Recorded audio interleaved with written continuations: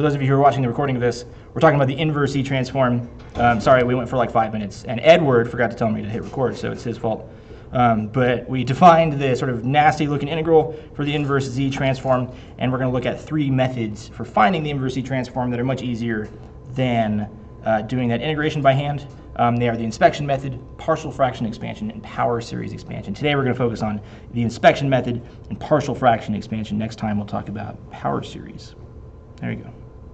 We forgive you, Edward. All right, the inspection method.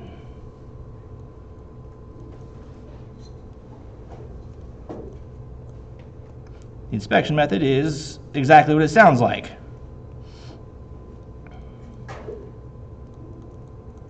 Recognize the transform pairs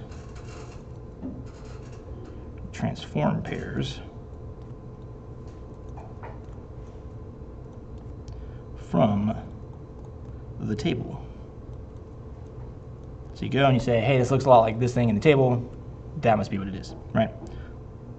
We won't spend a lot of time there because there's really not much to say beyond that. So let's do an example. Say that we have a function in the Z domain, and it's equal to 1 over 1 minus 1/2 Z to the negative 1, and its region of convergence is absolute value of Z is greater than 1/2. Give us x of n. So by inspection method, you would go to the table and say, hey, this looks a lot like this one, which says that A of n times U of n pairs with 1 over A minus 1/2 Z to the negative 1 and has a region of convergence. Absolute value of Z is greater than, not 1/2, that's silly, A Z to the negative 1, and the absolute value of Z is greater than A. And you say, man, that looks an awful lot like ours, so therefore our x of n must be 1/2 n raised to the nth power times the unit step sequence.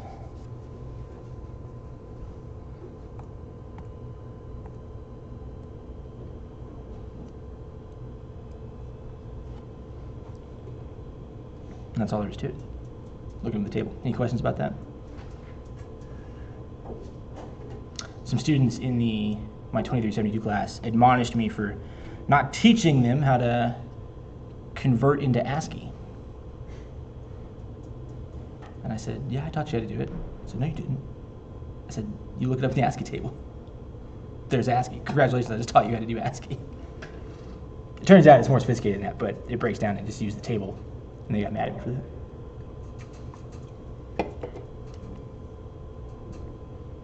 And actually, where that came from, sorry to get off on another tangent, but is the question on their test asked, like, well, what's the difference between like capital letters and lowercase letters in ASCII? And a student put, they are different in the table. Now, if I had been grading that, I probably would have counted that correct. Just for fun, because you're right. That is a true answer to my question. What I was looking for was like, they have the same prefix, like the first 3 bits are the same because they're alphanumeric characters, and then they differ by 4 bits, which is what my solution says. So my grader, my TA counted it wrong because it didn't match my solution. And so the student came back and was like, I got counted off for saying that it was in the table. And you didn't teach us. And I was like, no, man. My TA is tough, man. He doesn't mess around. So yeah, so all that to say is, are there any questions about the inspection method? You go to the table, you say, hey, this one looks a lot like that one. You do the conversion. Any questions about that? Cool, all right. Well, then let's move on to something a little bit more interesting. I lied. I had one more example, but that's okay. Actually, now let's do this one, because don't get tripped up by some other things. For example,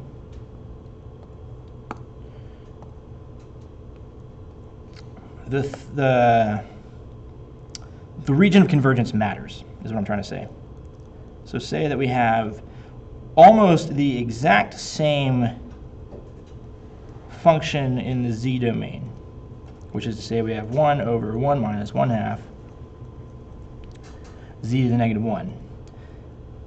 But here it says that z is less than 1/2, right? So you might be tempted to sort of jump the gun and go and say, oh, I found it's that, and do the conversion. You'd be wrong. Don't forget to look at what it says about the region of convergence, because it does matter, and those pairs are different in the z-transform table. So for example, this one, there is a thing that says that minus a to the n times u to the minus n minus 1. Remember, when it gets flipped over is when it does kind of weird stuff, right? When the region of convergence flips over and is on the inside is when the step sequence is flipped over. So if you have this, that transforms into roughly the same expression, 1 minus a z negative 1, but this time it says absolute value of z is less than a, right? Which means that here, our x of n is equal to minus 1/2 n times u to the n minus 1, negative n minus 1. So yeah, so again, look it up in the table, but the important point here was remember that what it says about the region of convergence matters when you go to the table. There will be pairs that look exactly the same, but they'll have slightly different or maybe inverted regions of convergence. Don't let that catch you off guard. Questions about that? All right, now let's talk about partial fraction expansion. Talk about what it means, and then we'll do some examples.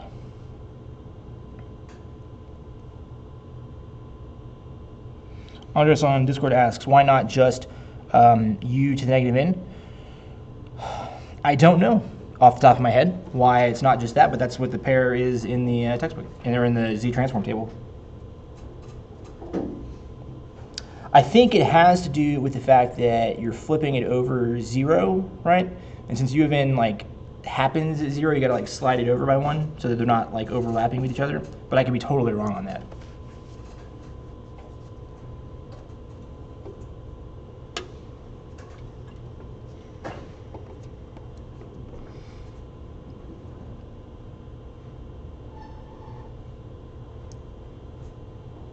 People are typing.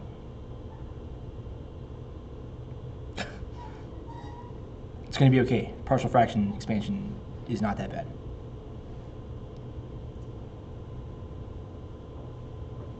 Is there a table for it? No, there's not. What do we do? Hunter, I think you're correct. And I think we did an example of this. I'm just not remembering it off the top of my head, where we showed how this flips over. But I don't know. I'll take a look at it. Maybe we can talk about it in office hours or something. All right, but let's dig into partial fraction expansion. And yeah, some people are having some like bad flashbacks to diffie-q. Didn't you say for the flipping last class that it was just because? Yeah, I said like just trust me on this. Yeah. You said I don't know why. That sounds like something I would say. Yeah. You said I don't know why. Just trust me on this. All you're doing is taking the fact that inside, as you make n get bigger, it's going to be negative n being bigger. So you turn that positive, and then you just start your summation from a positive number instead of it being negative and like being put in there. Like that's all we're doing. I don't think there's Yeah. Whatever said. like if you want, I can draw it on the board out. Really not bad. Can you teach class? Like we're just changing n from being negative inside and then positive on the summation to not to be the opposite. So now I have to go back and figure out what it is. I was happy just saying, I don't know, man, it just is. I'm not a mathematician. Okay, but let's do some partial fraction expansion. Okay, so let's break it down a little bit. Because again, I know some people were worried about it because it was weird and diffie-q, but what's our sort of mantra for this class? Keep it easy, man. It's going to be easy. So to get a partial fraction expansion, of x sub z, our function in the z domain, we need x of z to be in the following form.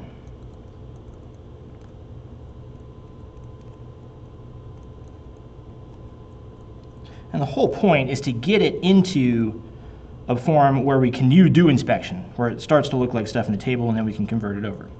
Right, but remember that our function is x of z is equal to p of z over q of z, and that's equal to, on top here, just a polynomial. And here's a sort of fancy way of writing a polynomial. K equals 0 to m bk times z to the minus k over the series k equals 0 to n ak times z to the minus k, right?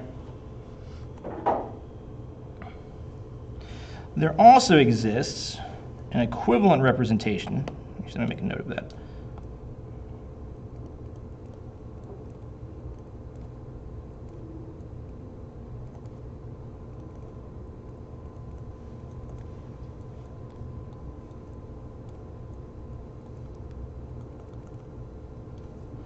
An equivalent representation which states that x of z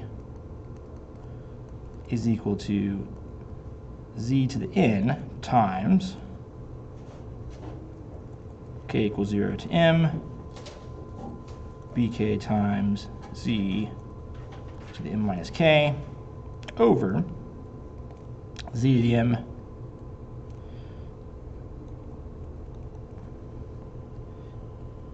sequence k equals 0 to n of a to the k times z to the n minus k. Basically, this is just going to be, instead of having negative exponents z to the negative k, we want to have positive exponents because that's more like a polynomial that we're used to working with. So we're going to convert it into that form.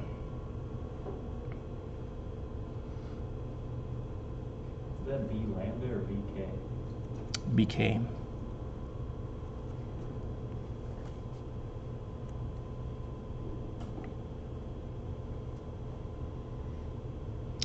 And in case you know is curious, because I know you guys are sticklers for details, the way that works is if you take this first expression and, normal algebra, right, you multiply by 1. So if we say multiply by z to the m over z to the m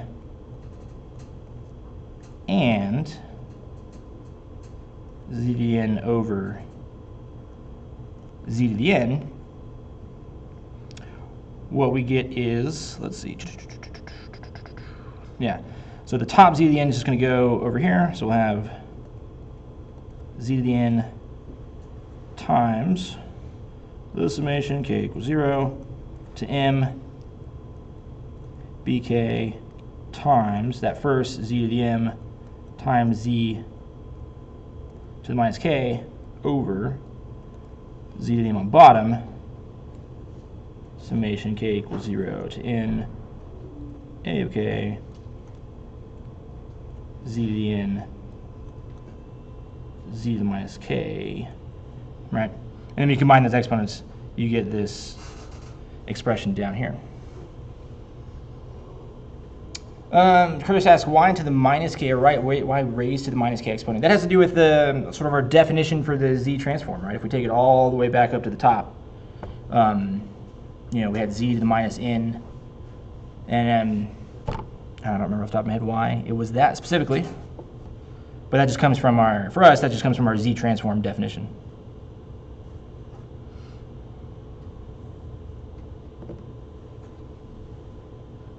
Okay. So, good question. Why do we care? How does this help us?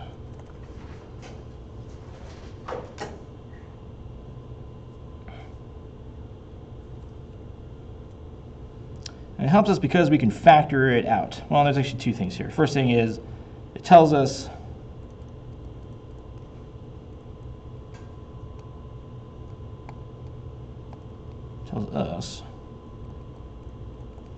that we have, or that there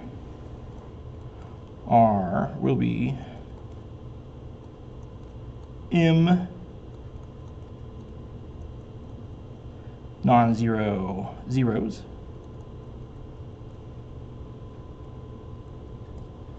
and in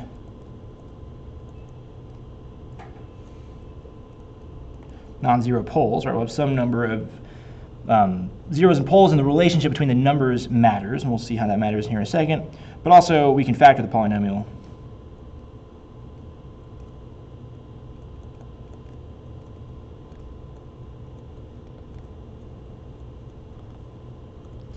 And get something that looks like this.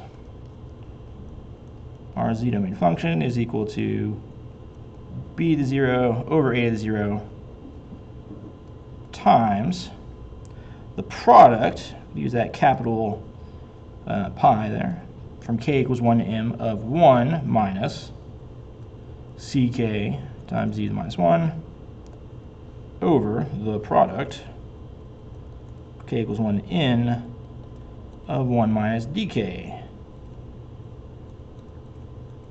z to the minus 1.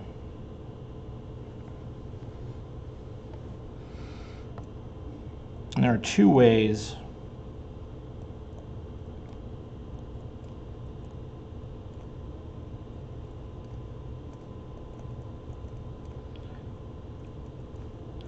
that this works out.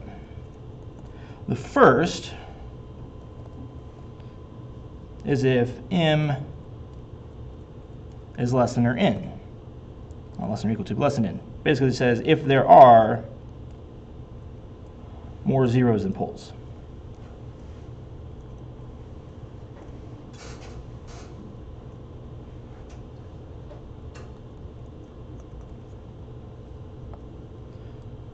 And the other thing is m greater than or equal to n. So the relationship, the number of poles and zeros, will affect which formulas we use to do our partial fraction expansion. So let's start with this one. More zeros than poles. And if that's the case, it turns out that our expression, x of z, can be simplified into this. Just the summation k equals 1 to n, some constant, a of k, over 1 minus dk times z to the negative 1. Chris says earlier I said that m represented zeros. Did I say that? Where did I say that?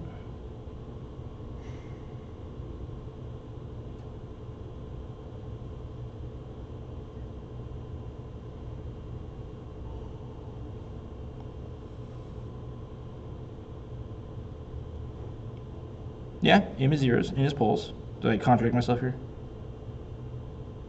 Oh, you're right, I did. I screwed that up. More poles than zeros. Good catch, Chris.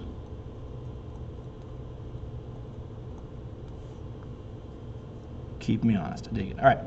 So, if in fact m is less than n, then x of n, or excuse me, x of z simplifies to this expression. And we can find the coefficients of, or find a of k by applying this formula. Just green. A of k equals 1 minus dk times e to the negative 1 times x of z evaluated at z equals dk. If you kind of zoned out for most of this lecture so far, pay attention just to this, right? This is the important part. Come on, box. Finish doing the thing. There we go. All right. Those are the formulas, right? If you're doing partial fraction expansion and m is less than n, these are the formulas that you're going to use. You can forget everything else besides just that. So let's just go ahead and immediately do an example.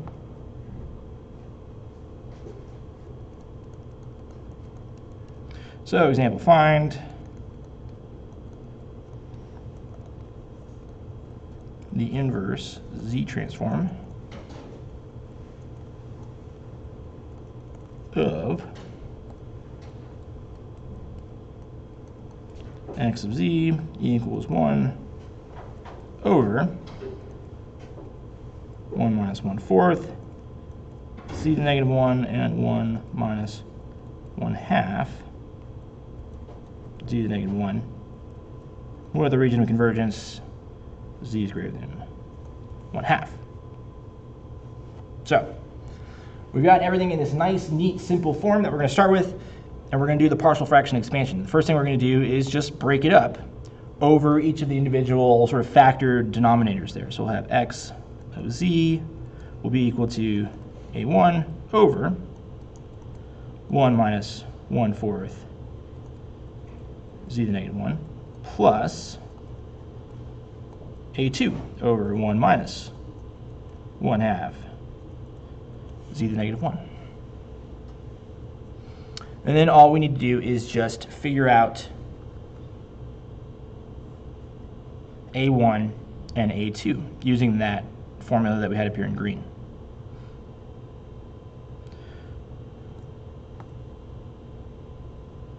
So let's see, for a1, we're going to say that a1 is equal to, so go back to the formula. Let's see, 1 minus dkz to the negative 1. What that means is it's going to be the thing, whatever that the thing that you're looking for, right? The one you're starting with. So 1 minus 1/4 z to the negative 1 over, actually take it back. I'm doing a terrible job of explaining that. Let's take it back real quick. We got a of k is equal to 1 minus dk z to the negative 1 times x of z evaluated, and it's the whole thing evaluated at z equals dk. A1 then is going to be 1 minus the dk for the first term, for the term that a1 covers. So 1 minus 1/4 z to the negative 1 times x of z, which is what we started with. So we want to multiply it by that guy. So times 1 over, let's see, 1 minus 1/4 z to the negative 1, 1 minus 1/2 z to the negative 1, and that whole thing needs to be evaluated at z equals whatever d of k is. And in this case, dk is equal to 1/2. All right. I know we did that kind of sloppily, but are there any questions about how we get from that first step to the second step? It's kind of the most important part.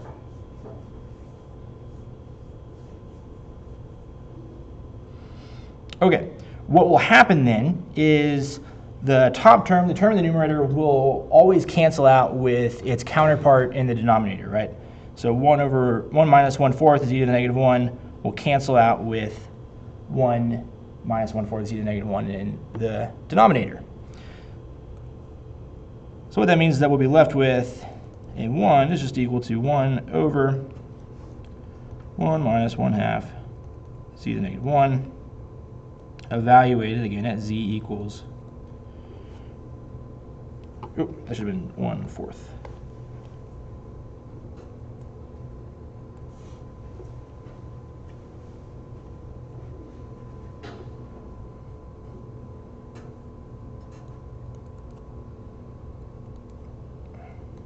So we substitute in 1/4 for z to the negative 1. That's going to be 1 minus 1/2 times, it's flipped over, so times 4. So 1/4 to the negative 1 is going to give us 1 over 1 minus 2, which gives us 1 over negative 1, which gets us negative 1. So our a1 is equal to negative 1. All right, and then we do the same thing for a2.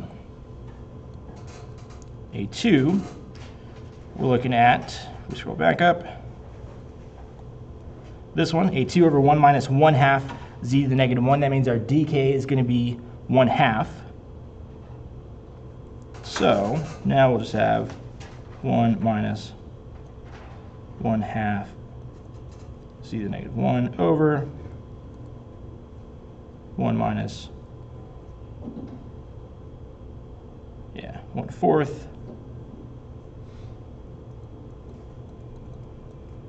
times 1 minus 1/2 z to the negative 1 evaluated as z equals 1/2. These guys will cancel, and we'll get a2 is equal to 1 over 1 minus 1/4 times 2, which gets us what? 1 over 1 minus 1/2, which gets us 1 over 1/2, which equals 2, which means that a2 equals 2, and then we just drop them back in. So we say x of z is equal to, what, a1 was negative 1, and it was over 1 minus 1/4, so negative 1 over 1 minus 1/4 z to the negative 1 plus 2 over 1 minus 1/2 z to the negative 1. And once you've got that, then it's just inspection from there, right? And this is that form that is a of n times u of n. So after all that mess, x of n equals, the constant just comes out because it's a constant, so it'll be minus 1 times 1/4 to the n times u to the n plus 2 times 1/2 to the n times u of n. And there we go. Just really quick, we've got like 2 minutes left. We'll do some more examples of this on Friday. But the gist is, here are the two formulas, right? You've got x of z in this form, and you've got your formula for finding the coefficients, a of k. You just break it up over the different parts of the denominator. So a1 over 1 minus 1/4 plus a2 over 1 minus 1/2, both z to the negative 1. You use that formula to find whatever your a of 1 is, or a of 2, or a of 3. In this case, it was negative 1 and 2. Then this will get you an expression that's in a form that you can use inspection on, and then you just use inspection method to do the conversions for each of those guys separately. Remember, because the z transform is linear, so you can treat them that are separated by addition or subtraction as their own individual z transforms. All right, that was kind of sloppy, but we got through it. We'll do some more examples of this on Friday, and we'll take a look at the power series expansion method. So, any questions about that? Cool. All right. And we still got some more inverse C transform stuff to talk about, so we will. So there was no homework assignment today, so don't worry about it. Any questions, comments, concerns? Why do you bring your camera if you don't record anything? I use it for the microphone. Oh, okay. Yeah, the microphone here is a lot better than my laptop microphone. And my class before this, I have it like it's on the chalkboard, and I actually do use the camera for that one. So that's why. All right. Thanks, guys. I'll see you on Friday.